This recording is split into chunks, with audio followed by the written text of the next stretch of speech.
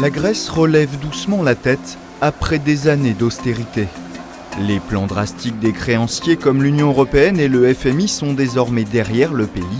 Le Premier ministre Alexis Tsipras l'affirme, une page se tourne.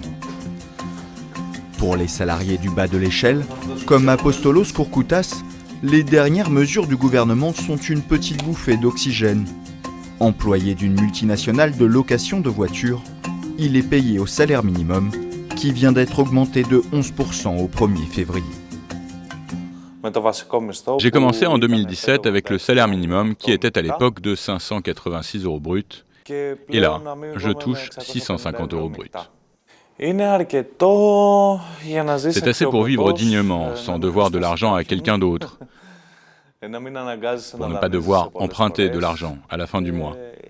Et c'est aussi assez pour espérer que dans le futur, des jours meilleurs vont revenir. À 33 ans, ce militant du mouvement Syriza du Premier ministre Alexis Tsipras vit seul dans un appartement familial où, depuis 2011, les chauffages d'appoint ont remplacé les radiateurs muraux, le fioul étant devenu inabordable pour les faire fonctionner. Il espère que les élections européennes permettront de faire entendre la voix des pays d'Europe du Sud frappés par la crise.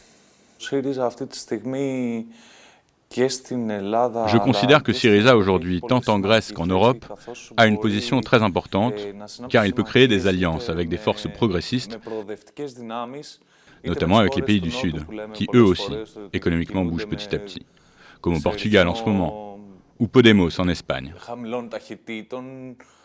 Je crois que Syriza a beaucoup à offrir et des batailles à mener sur le front de la démocratie pour donner une impulsion aux puissances démocratiques à travers l'Europe.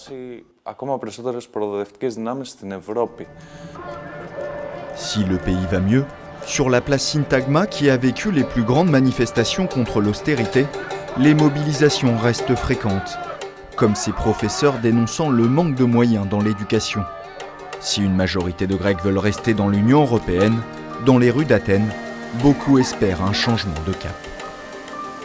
Il faut que la politique soit remise au centre du jeu européen, que ce soit vraiment le rôle essentiel dans la pratique européenne, que l'Union cesse de fonctionner comme un organisme bureaucratique en faveur d'une minorité, mais qu'elle soit vraiment en faveur du plus grand nombre. Je ne suis pas du tout informée et je ne sais même pas qui sont les candidats aux européennes, même si je considère qu'il est très important que nous soyons représentés au niveau européen.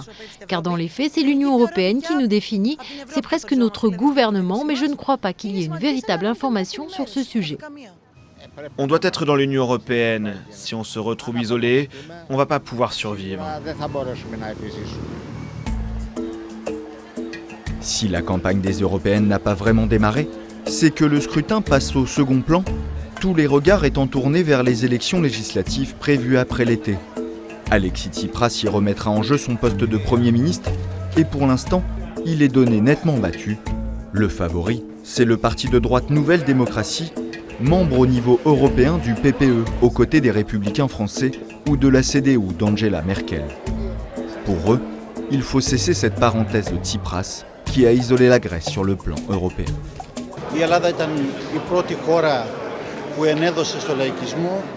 La Grèce a été le premier pays à succomber au populisme quand nous avons élu un gouvernement Syriza d'Alexis Tsipras. Et je crois qu'on sera le premier pays à divorcer du populisme. Nous allons retourner au réalisme.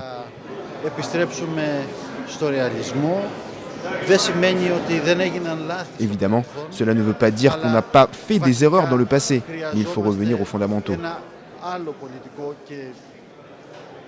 Nous avons besoin d'un autre modèle politique économique qui sera basé sur les meilleures pratiques européennes.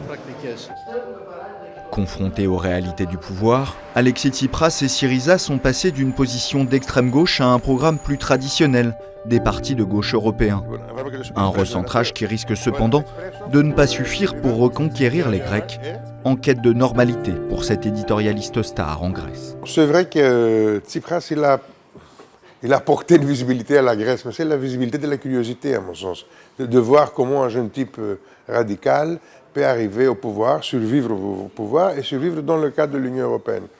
Et je crois qu'il est beaucoup plus apprécié à l'étranger qu'en Grèce. Et on lui attribue beaucoup plus de crédit à l'étranger qu'en Grèce. Plongé sous les feux des projecteurs pendant la crise économique, puis lors de la crise migratoire, les 10 millions de Grecs, majoritairement attachés à l'Union européenne, se prononceront surtout sur les enjeux économiques intérieurs, avec l'espoir de tourner la page de ces années d'austérité.